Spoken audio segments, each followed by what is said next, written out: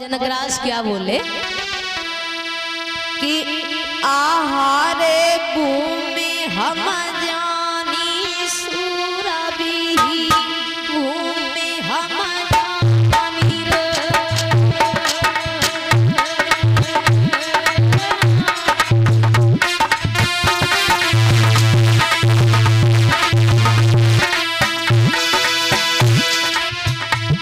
आहारे भूमि हम जानी सूरबी न भूमि हम जानी रे।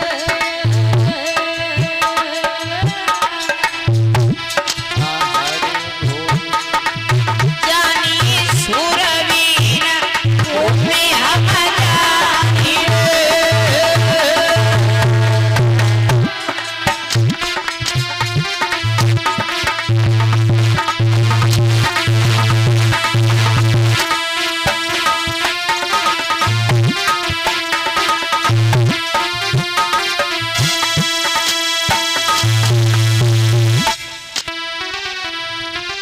और सूरविहीन भूमि हम जानी सो कही जनक ने बानी। और कुआरी लली सिया मेरी रह गई जे न हमने दिल में आहारे कठानी सूरविहीन भूमि हम जानी।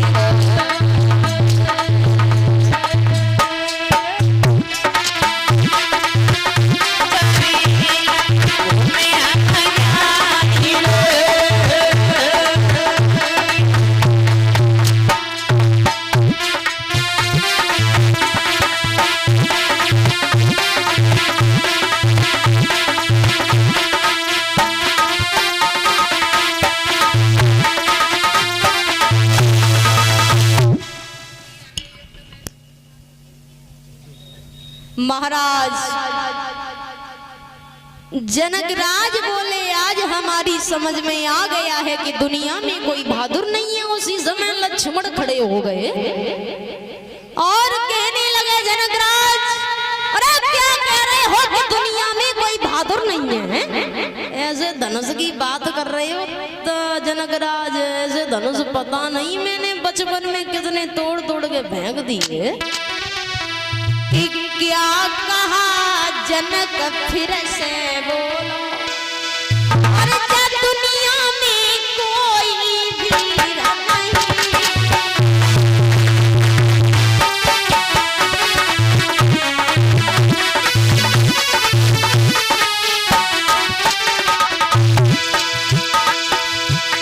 क्या कहा जनक फिर से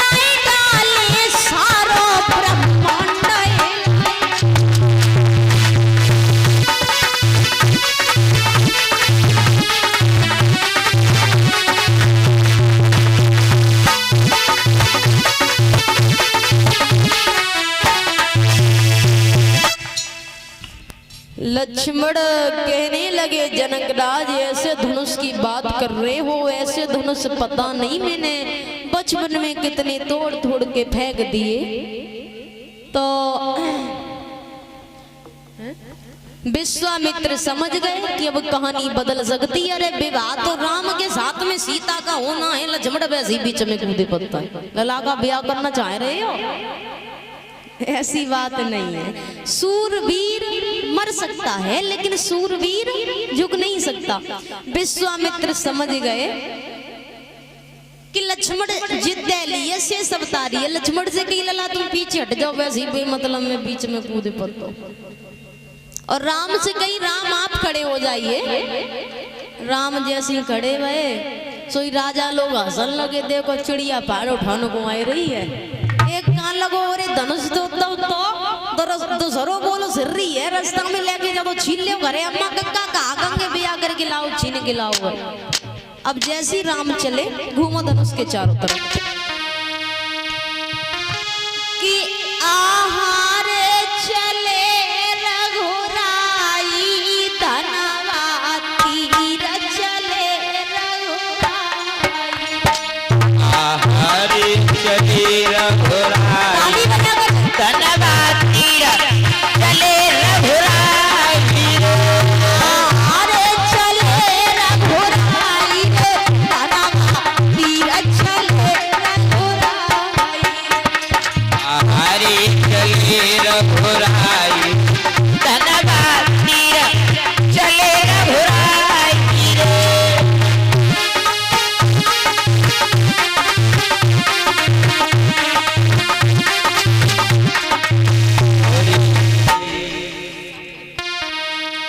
धनवा तीर चले रघुराई तो खुशी नगर में छाई।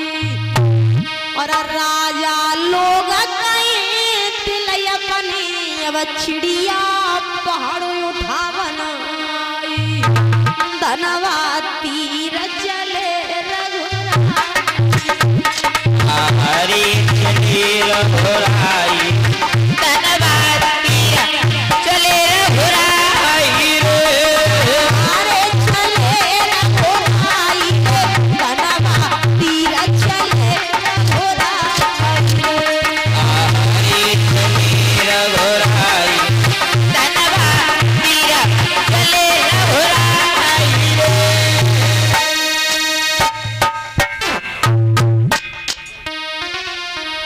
यहीं खड़े हो जाओ राम।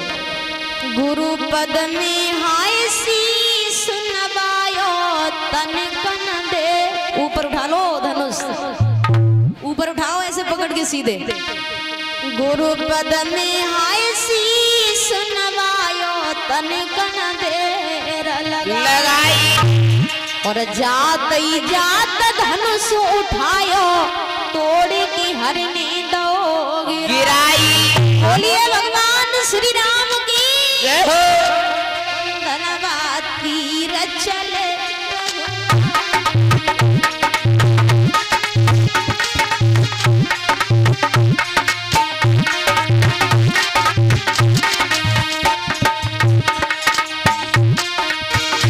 आहारे चले रघुराई धनवा तीर चले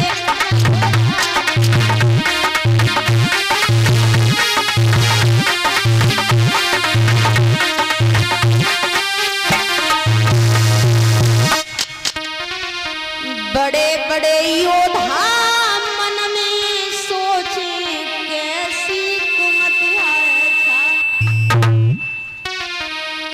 धनवा टूट गिरो धरणी पे तो सीता